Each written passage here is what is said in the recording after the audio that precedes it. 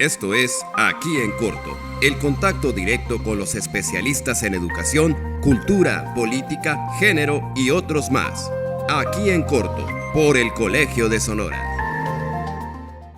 Bienvenidos y bienvenidas al espacio del Colegio de Sonora. Mi nombre es Ana Rosa Sánchez y agradecemos nos acompañen en esta ocasión.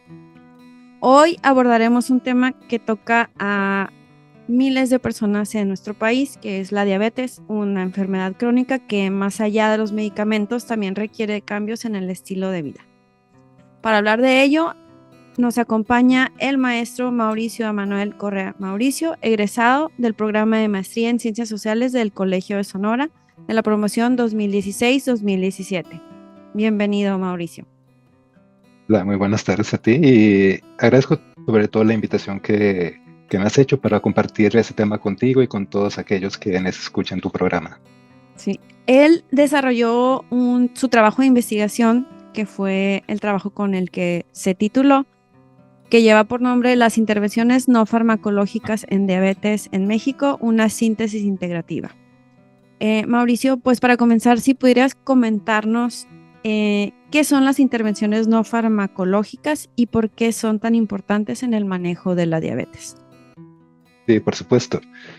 Bueno, ese es un tema que tiene un largo recorrido que nos remonta pues prácticamente al siglo XX, ¿no? A aquello que ya vemos ahorita tan lejano, como aquellos años 1900 y tal, ¿no?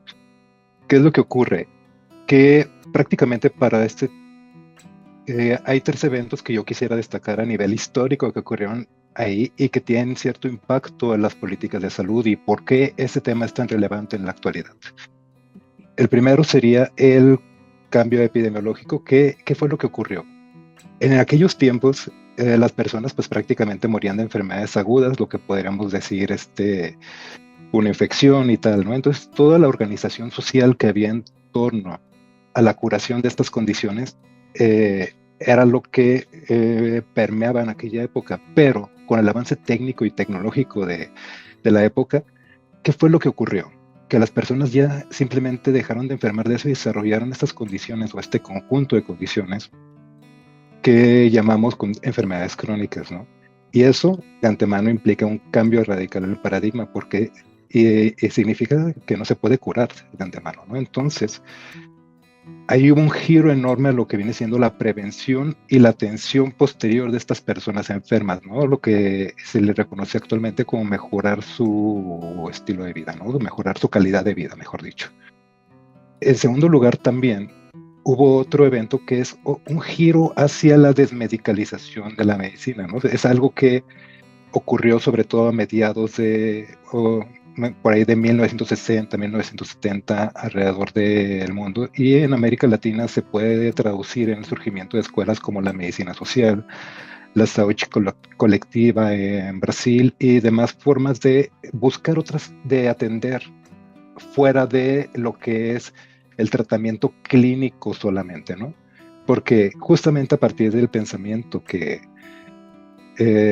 de que las condiciones de vida también afectan a la salud de las personas, esto hizo un cambio de dejar de ver solamente como, ok, esta persona está enferma y hay que darle un conjunto de dispositivos clínicos, llámese medicamentos, tus consultas y tal, ¿no?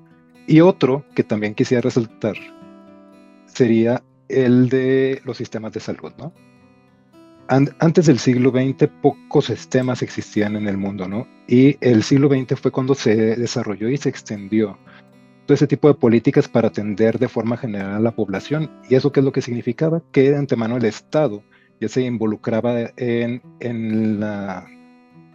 el bienestar de las personas y eso involucraba también cierto gasto, ¿no? O sea, se sistematizó prácticamente todo y se generó lo que ahorita conocemos, por ejemplo, IMSS, ISSSTE y todo el sistema fragmentado que vimos en este país. Pero justo en este contexto es donde surgen. Porque el tratamiento de este tipo de enfermedades justamente fue como muy marcado por las políticas públicas que ocurrieron en ese momento. Hubo dos eventos que se llama de Declaración de Alma-Ata y la Carta de Ottawa, donde dijeron, ok, vamos a dejar este paradigma de atención de solamente con medicamentos y vamos a ver lo que es atención primaria, vamos a atender las condiciones de vida en que viven las personas. Y también, para el caso muy concreto de la diabetes, hubo una serie de estudios a comienzos de los años 90 que vinieron a enmarcar el que un solo aspecto dentro de la atención, que es el control glucémico, o sea, mantener la glucosa en un número determinado, ayuda a que todas las complicaciones que ya son más que nada consabidas, llámese neuropatía, todas aquellas fallo renal, etcétera, etcétera, estuvieran, digamos, bajo control, bajo un bajo, sí, control es la palabra que es más adecuada. Entonces, justamente fueron a ver, mejor dicho, se desarrollaron una serie de acciones buscando como, ok, ¿cómo hacemos para que este conjunto de personas que ya tiene una enfermedad que no se les va a curar, puedan mantener este número o este nivel de glucosa en ciertos niveles para que pueda mantenerse de la mejor manera a lo largo del tiempo? Y entonces ahí lo que se aconsejó fue que también habría que educar a las personas para que se hicieran cargo, se responsabilizaran de su propia atención, ¿no? O sea, de llevar todos sus cuidados, de mejorar su estilo de vida, etcétera, etcétera, etcétera, ¿no? Entonces ahí, y como veníamos también de una larga tradición de movimientos, entonces básicamente muchos de los investigadores o las personas que diseñaron estas políticas públicas venían de lugares tan distintos y cada uno buscaba, digamos, mantener esto. Entonces ahí lo que implicó fue que, por ejemplo, hay intervenciones de un montón de estilos y muchas son muy novedosas al respecto. Por ejemplo, ahorita lo que viene más como en boga o a futuro es el uso de tecnología, llámese el celular, ¿no? Cómo lo adaptamos para que esto pueda asistir a la persona para que pueda manejar, para que pueda autogestionar su cuidado de la diabetes. Pero también hay otras formas de intervenir. Por ejemplo, hay unas que tratan a la par condiciones que son relevantes a la condición en diabetes. Por ejemplo, muchos que tratan condiciones concomitantes, que por ejemplo podría ser la diabetes. Esos son la diabetes, la depresión. La depresión la estarían tratando a la par de la diabetes debido a que señalan un vínculo muy importante ahí. También hay otras que, por ejemplo, incluyen medicina que está fuera de la biomedicina que conocemos aquí en Occidente, que, por ejemplo, puede ser el uso de yoga,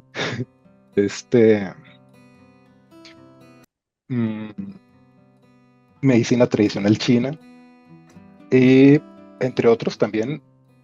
Otras formas de intervención son aquellas que se proponen el integrar a más profesionales de la salud para el tratamiento de estas condiciones, ¿no? O sea, ¿qué pasa si solamente dejamos de enfocarnos en el médico como la figura central para atender a estas personas y vamos integrando quizás podólogos, nutriólogos, psicólogos, etcétera, ¿no? Y esto con el objetivo de que la persona pueda mantenerse de cierta forma controlada en su nivel glucémico. Y ahí es como justamente el amplio rango de intervenciones que incluye y que es lo que yo llamo intervenciones no farmacológicas. Como bien dices, hay muchas personas que además de la diabetes presentan otro tipo de padecimientos, ¿no? Que se generan ya sea pues por consecuencia de no haber tenido un diagnóstico a tiempo o de no haber podido tener como una atención adecuada en su momento, ¿no? Sí. Mencionas varias opciones. Tú en tu estudio encontraste cuáles son las que están funcionando de mejor manera. ¿Qué tipo de opciones son las que generan este beneficio? Incluso si está, o sea, el beneficio de realizar otro tipo de acciones no solo el consumo de medicamentos, ¿qué tanto ayuda a mantener, como dices, el nivel de la Ujú. glucosa en condiciones óptimas? Sí, bueno, gran parte de mi interés al realizar este estudio es ponerme en, genuinamente hacerme la pregunta de qué es lo que está interesando a estas personas que están diseñando intervenciones para justamente tratar de solventar el problema de la diabetes y cuál es la lógica que subyace al tomar la decisión. ¿Por qué decidir hacerlo de esta forma y no de otra, ¿no? Ujú. Y todo esto nos lleva a una serie de eh, intervenciones que de por sí el término es muy ambiguo. O sea, ahí puede caber intervenciones que son metodológicamente muy distintas, como ya te he señalado, y también son, voy a sacar una palabrota aquí, epistemológicamente complejas, ¿no? Ujú. ¿Qué me refiero con epistemológicamente complejas? De que los saberes a los que recurre no son, meramente sencillos y que también la forma en que los articula no es solo a partir de una linealidad del pensamiento, ¿no? Sino que recurre a esto, lo integra de tal forma y lo procesa de forma distinta, ¿no? Esto es lo que refiero con complejidad epistemológica. Y a lo que recurrí como un término que me ayudaría a atajar como con esta complejidad, como con esta diversidad de acciones. Es un concepto que a mí me hizo por demás llamativo, que se llama comunidad de práctica. ¿A qué nos referimos con una comunidad de práctica?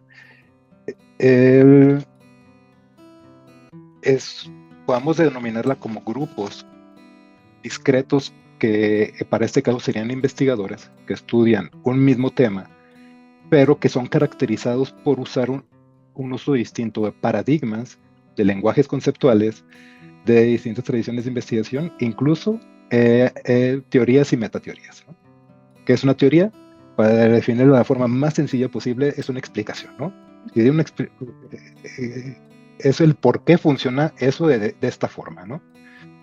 Entonces, ahí justamente intenté clasificar a ese estudio.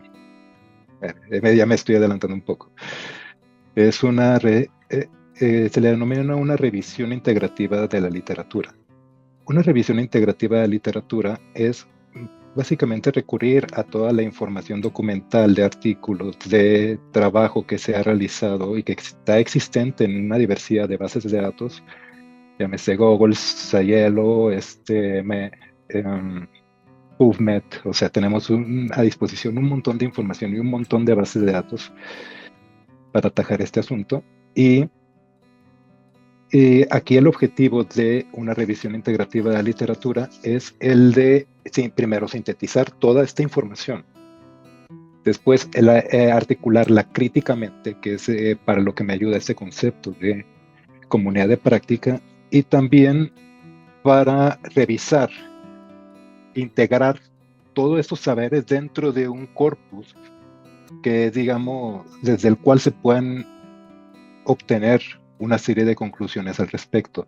Entonces, ¿qué fue lo que encontré aquí? Encontré varios grupos que se me hicieron por demás interesantes, y voy a comenzar con un grupo que pues prácticamente quedó en desuso, ¿no? Y que hace muchísimo que no existen publicaciones sobre ese estilo, ¿no? Comunidad de práctica yo la denominé la actividad física. Ese grupo de investigadores y lo que buscaban es integrar a las personas dentro de un programa de actividades físicas desde el cual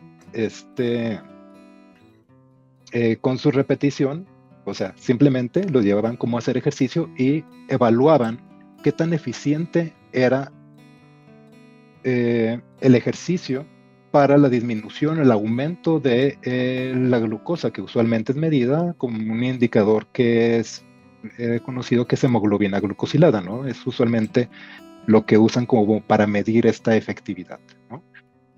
Y tenemos el siguiente grupo que es el de educación médica continua. Es un asunto bastante interesante porque aquí es de la serie de trabajos que implicaron una continuidad a lo largo del tiempo. ¿A qué me refiero con esto? Me refiero a que se sigue publicando igualmente en estos días a cómo se publicaba a la década de los 90, la década de los 2000 y la década de los 2010. ¿A qué nos referimos con esto? La lógica de este tipo de intervenciones es el educar, no a la persona, sino al médico para que lleve de una mejor forma, de una mejor manera, la atención médica que le proporciona a las personas enfermas con diabetes, ¿no? Entonces, este tipo de programas que se han mostrado pues prácticamente eficientes, lo que hacen es como que justamente eso, o sea, en lugar de llevar los saberes a las personas, lo llevamos a los médicos que tratan con ellas para que ellos reciban una atención más integral al respecto. Otro que también apareció casi en la misma medida y más recientemente es el de la terapia psicológica. Estos grupos de investigadores, su primer énfasis era el ver como un tipo de terapia, porque hay distintos tipos de terapia entre los distintos paradigmas de la psicología, podía lograr el objetivo de mejorar el control glucémico simplemente por el mismo acto de llevar actividades terapéuticas a nivel psicológico. Creo que en ese sentido no tiene como que mayor explicación, simplemente van a terapia y esa es la forma que se interviene desde afuera de lo farmacológico. Otro punto serían las redes sociales de apoyo. Esta otra comunidad de práctica lo que buscaba es incentivar, las formas de apoyo, de solidaridad que tienen las personas dentro de sus redes sociales para que sirvan como un apoyo al tratamiento que ellos están llevando, porque es un tratamiento que no se remite solamente a la orden del día, ya que, según lo indicado, es un tratamiento que también va dirigido al estilo de vida, ¿no? A qué es lo que comen, a qué tipo de actividad física llevan. Entonces, aquí lo que hacen es incentivar el apoyo desde los demás miembros de su comunidad o de su familia. El otro punto. Engloba un poco todas las anteriores, ¿no? Porque, o sea, de las redes de apoyo también puede surgir la motivación para la actividad física, la motivación a lo mejor para poder recibir, como dices, algún tipo de ayuda psicológica o asistir puntualmente a las citas con el médico, ¿no? Seguir el tratamiento de manera adecuada. Sí, por supuesto.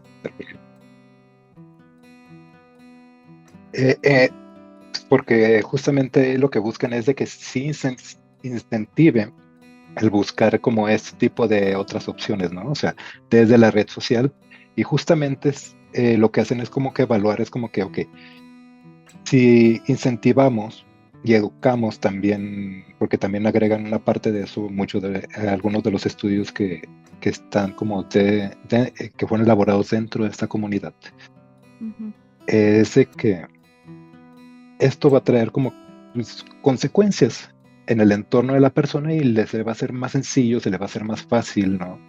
Poder llevar a cabo todos sus objetivos terapéuticos, ¿no? Y ese es como el enfoque principal que es llevado a cabo. Ya dentro del siguiente grupo es el de participación en salud, ¿no? Aquí es un conjunto de intervenciones desarrolladas bajo la idea de empoderar a las personas, a los pacientes, ¿no? Suena un poco contradictorio. Justamente el uso del término paciente es un término que desempodera a las personas, pero bueno. Aquí lo que buscan es brindarles espacios para que se empoderen, para que tengan mayor agencia, no solamente sobre sí mismos, sino también sobre su tratamiento, ¿no? Y este énfasis es bastante curioso porque eh, es un tema que se aborda mucho desde las teorías de carácter sociológico o antropológico, ¿no? ¿Cómo es que la participación o la ciudadanía médica puede hacer que las personas lleven a cabo de mejor manera no solamente el tratamiento, sino que todos los asuntos relacionados con su salud y con los de la comunidad, ¿no? Aquí podemos ver trabajos que incluso incentivan a la acción social y son bastante interesantes, al menos dentro de esta perspectiva. Otro tipo de trabajos es el de mejora en la atención médica. Estos, dentro de los trabajos desarrollados por esta comunidad, tienen su énfasis en, y a diferencia de la educación médica continua, los de la educación es de que, ok, solamente hay que brindarles más herramientas a los médicos. Aquí no, aquí es brindar o mejorar la atención médica de alguna forma, ¿no? O sea, ¿qué tal si la persona, por ejemplo, en lugar de tener una cita al mes, que bueno fuera, la tiene cada 2 semanas, ¿no? O sea, y justamente comparan como este tipo de acciones, ¿no? O sea, y si hacemos que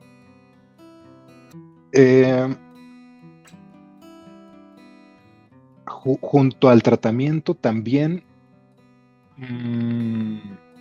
tengan acceso a una clínica como que mucho más cercana al espacio de trabajo, al espacio de atención, ¿no?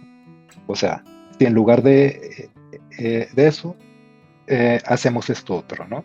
Entonces, ese tipo de intervenciones están como que muy centradas en mejorar alguna parte del proceso de atención de la persona, ¿no? Y ya mero termino.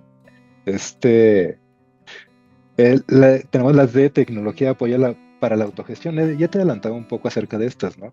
Y buscan integrar como una suerte de programas o incluso como un sistema de mensajes, ¿no? Por ejemplo, hay un mensaje que te llegue cada mañana y que te diga, ya te tomaste tu medicina, ¿no? Ese sería un tipo de programa o incluso una aplicación en el cual está como toda la información que es relevante para la persona. O sea, aquí lo que hacen es brindar herramientas tecnológicas para que las personas puedan llevar de mejor manera toda su atención y su tratamiento. Y por último, yo creo que esta es la hegemónica, la más importante y que más se desarrolla y que incluso has de conocerlos también por un programa desarrollado ahí también en el Colegio Sonora. Es la que yo denominé educación para la autogestión. ¿Qué es lo que nos referimos con educación para la autogestión? Es básicamente organizar o sistematizar un conjunto de actividades lúdico o educativas en el cual las personas que están enfermas puedan aprender el cómo cuidarse, ¿no? Aquí es básicamente volver a la escuela, ¿no? Es entregarle la información de la forma más didáctica posible para que las personas aprendan a cuidarse, ¿no? Para que puedan asumir estas conductas y integrarlas dentro de su vida, ¿no? Ahí en Sonora también, por ejemplo, están los grupos de ayuda mutua. Tenemos también los grupos de Diabeteams. O sea, esta es la estrategia que es más más socorrida dentro de todo el sistema de salud, y al menos aquí dentro de México es lo que más se utiliza, ¿no? Y esos serían en general las comunidades de práctica que hay en torno a estas intervenciones. O sea, estos son como los grandes énfasis que hay para intentar como resolver ese problema del buscar el control glucémico a partir de estrategias distintas a lo farmacológico, ¿no? Sí. Que es justamente para complementarlo. Sí. Y por ejemplo, en México, ¿cuáles son los principales retos para que las personas puedan tener acceso a estas posibilidades para, pues, tratar de complementar su tratamiento farmacológico? ¿Encontraste tú en tu trabajo algunos retos? Uy, es complicado hablar sobre los retos que existen ahí, porque hay que retomar como mucho cuáles son los contextos que tenemos de partida, ¿no? Creo que es importante eh, pensar también esas intervenciones en que no todas sirven para todo el mundo y no todas sirven bajo el mismo contexto, ¿no? Que quizás algún tipo de intervención en una zona rural sea mucho más eficiente que otra, que puede ser de una zona urbana, ¿no? Por ejemplo, así ligeramente puedo comentar aquellas intervenciones que trabajaron con mayor población rural, más en los estados del sur del país, por ejemplo, buscaron también mucho la partición de empoderamiento, ¿no? O sea, ahí los académicos que diseñaron ese tipo de intervenciones buscaban empoderar a las personas, ¿no? De que ellos hicieran cargo. ¿Por qué? Porque es muy complicado tener acceso tanto al tratamiento médico. Entonces, ¿qué es lo que queda? No, pues que ellos se empoderen y que comunitariamente se organicen para que gestionen todo lo que es necesario para su tratamiento. Llámese los medicamentos, los saberes, o sea, todo lo que está en relación a eso. En cambio, en zonas rurales, por ejemplo, es mucho más proclive para la cuestión educativa, ¿no? Precisamente ahí están los grandes centros de salud, ahí están los grandes profesionistas y ahí es donde son incluso los mismos profesionistas, los mismos médicos quienes guían la educación en la mayoría de las veces. Bueno, Mauricio, pues se nos acabó el tiempo y te agradecemos tu participación y tu interés por compartir tu trabajo de tesis que pueden consultar si les interesa conocer un poco más en el repositorio institucional del Colegio de Sonora, en la página oficial del Colegio de Sonora, y los invitamos también a que consulten todas nuestras redes sociales, que nos pueden encontrar como @colsonora, para consultar los diferentes productos que tenemos para ustedes. De nuevo, muchas gracias, Mauricio, y gracias por acompañarnos.